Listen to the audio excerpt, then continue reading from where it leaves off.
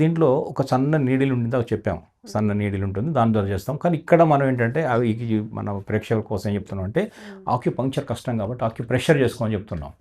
Pressure కోసం ఇలాంటిది ఒక జిమ్మి అంటారు దీన్ని, జిమ్మి. ఇది ఆక్యుప్రెషర్ షాప్స్లో దొరుకుతుంది, ఆన్లైన్లో కూడా దొరుకుతుంది. దీన్ని మనం ప్రెషర్ వాడుకోవచ్చు. ఫర్ ఎగ్జాంపుల్ ఇక్కడ ఒక పాయింట్ ఉంది అనుకుందాం, ఇక్కడ ఒక పాయింట్ ఇలా పెట్టినప్పుడు ఈ ఉబ్బెత్తు భాగంలో ఒక పాయింట్ ఉంటుంది, ఇది ఆక్యుపంక్చర్ పాయింట్. కానీ ఎలా పట్టుకోవడం కూడా చెప్పాను నేను. ఇలా దగ్గరకు వచ్చినప్పుడు ఒక ఉబ్బెత్తు భాగం వస్తుంది, ఈ హైయెస్ట్ ప్రొవిజన్లోనే ఈ పాయింట్ ఉంటుంది, ఇలా పెట్టుకోవచ్చు. ఇది ఒక చాలా చాలా యూజ్ఫుల్ పాయింట్.